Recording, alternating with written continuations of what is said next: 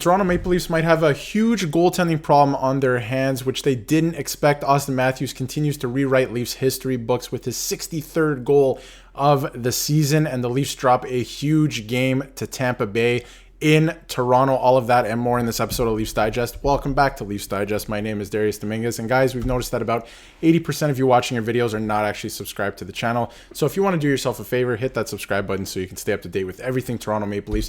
The playoffs officially start in just a couple of weeks on April 20th. At this point, it's just days away. It's going to be very exciting. We still don't know who the Leafs are playing. It's looking like it's going to be the Florida Panthers, who they played well the other night, but they did not play the other team from Florida well tonight, and we will get into that. And there were some things to like about this game, honestly, and there was a lot to not like about this game, and it was a pretty frustrating watch if you're a Leafs fan. And I mean, I've been clamoring for the Leafs to start on time all year, and it's been a problem since the Babcock days. And in this game, honestly, I thought they did start on time. They were generating some good chances. Love Ryan Reaves' game tonight. They absolutely have to have that guy in the lineup. I talked about it in my last video. They have to have that guy in the lineup come playoff time now. It is pretty much cemented in my mind that he will be a difference maker when the games matter. And it didn't look that way earlier in the season, but he is actually putting together very purposeful shifts recently, and I thought he had a pretty decent game again tonight. But we will start with the start of the game. I thought they started on time as a team, but Tampa scores to make it 1-0 on a delayed penalty. That's the third time in his last 4 starts that Joseph Woll has allowed the first shot on goal. It looked like he was screened, but again, like that tweet mentioned, he has been letting in the first shot of the game very often this year. Very, very often. If it's not the first shot, they've been letting, every time he starts, they've been letting in a goal pretty early, and the first goal. So not a good comeback story for Joseph Woll at all, which I was hoping we'd see. But again, those ankle injuries do something to a player. We saw with Timothy Liljegren. Hopefully it doesn't happen to Mitch Marner. I'm hoping that's why they took their time with him. We should expect to see him against Montreal this weekend, which will be exciting. Morgan Riley also returning from injury in this game too, so that was a bright little bright spot there in the game as well. But again, Joseph Woll, his redemption arc has not been going well so far since coming back from injury. And he's looking like, I wouldn't say a non-option, but he's looking like the definitive backup so far. And it wasn't looking like that earlier this season. If you asked anybody starting the year who was going to start game 1 of the playoffs, it was going to be Joseph Woll, continuing that momentum from last year's playoffs. And it doesn't look that way. Samsonov has been playing way, way, way too good. We'll probably have a video on his in-depth stats sometime this week, maybe early next week. Expect him to get a start in, probably he might start in Montreal. Who knows? At this point, I'm not sure you can play Woll or rely on Woll. He did make some pretty big saves, and I do feel a little bit bad for him because a lot of the scoring chances, we'll get to it later in the video, were high danger scoring chances. But at the end of the day, you do have to make the saves, and the Leafs were heavily out shooting Tampa Bay in this game as well. You just have to make the saves at some point. You absolutely have to. And again, I thought the Leafs were moving their feet earlier in the game.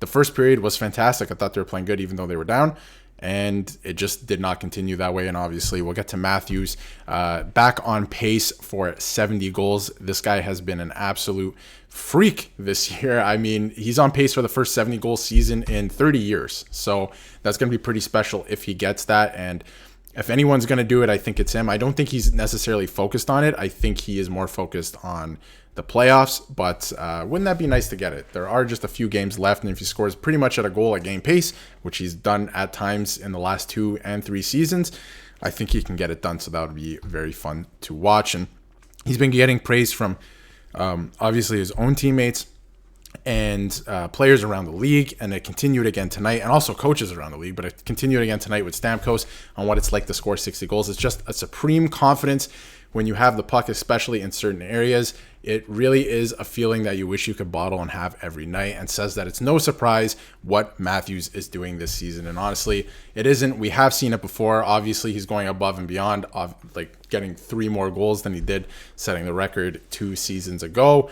But there's not much more you can say about Matthews. I mean, he scores at a high clip. He's scoring at a higher rate at the same age than Alex Ovechkin, who's on pace to break the goal-scoring record held by Wayne Gretzky. What is there to say about that? He knows how to score from every part of the ice on any type of shot. He is so versatile. He's upgrading his defensive game. He's getting better defensively. I'm excited to see what he does defensively in the playoffs. So there's not much more we can say about Matthews. Just enjoy the ride. Enjoy this ride he is taking us on. And he hasn't even really hit his prime. I mean, he is hitting his stride into his prime, but I think his best years are still ahead of him, which is absolutely insane to say. He is a special player. But to get back to Joseph Woll in this game, it has been a tough game for Joseph Woll. This is from the Rink Rat Report, who are a great follow as well. No low danger volume against, and it seems that every shot has been a scoring chance.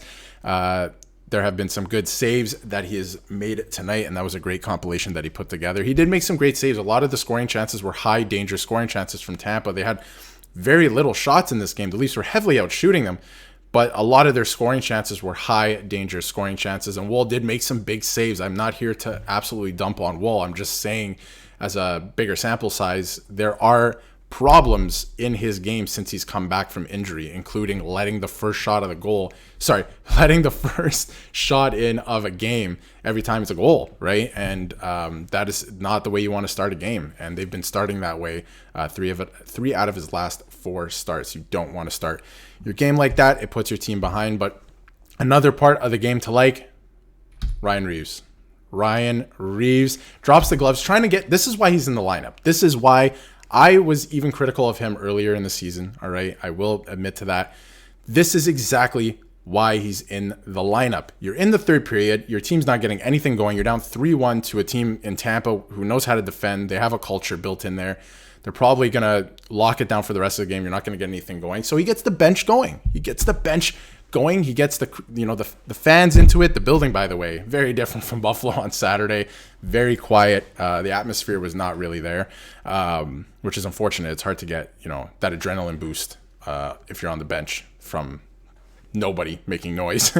But Ryan Reaves, that is why he's in the lineup, to inject a little bit of that adrenaline into the team, which he did for a moment, and I thought they had a good shift to follow that, but it just didn't continue, and they ended up getting scored on. And obviously, it was a nice goal from Nick Paul, but it hurts as a Leaf fan to admit Nick Paul scored a nice goal on the Leafs. But yeah, if you take a look at the entire stats from the game, not a fantastic game from the Leafs. And again, Joseph Woll, 4 goals on 22 shots. Not great. The Lightning did catch up in shots at the end there in this game. And a lot of minuses across the board. Again, I don't like to put too much stock into plus minus, but sometimes it tells a story. And there was a lot of minuses tonight. And some interesting ice time choices across the lineup as well, considering the special teams. And again, not too much to like. You like to see Riley back into the lineup. You like to see Reaves throwing the bod and doing what he's going to need to do into the playoffs. You like to see these habits being built right before the playoffs. And hopefully they get a few more guys back from injury this weekend, and they can start playing with the actual lines and what they will actually look like, especially the defense hitting into the playoffs. I think that's going to be a huge part of the Leafs playoff success. The physicality, which I think they're bringing more of, that pushback, which I think they're bringing more of. And again, the line combinations and knowing who's starting in the playoffs. I think the net belongs to Ilya Samsonov. It's a no-brainer at this point. But let me know what you think in the comments. Is this an issue? Is Joseph Woll's play an issue? Or do you think they should give him more games, give him more chances to get into game action? What do you think should happen there? Comment what you think of Auston Matthews. I mean, this guy's been everything for the Leafs this year. There's not much to say. Let me know what you think about that. And what do you think of the Leafs line combinations? Let us know, because guys are going to start coming back from injury. Marner's expected back.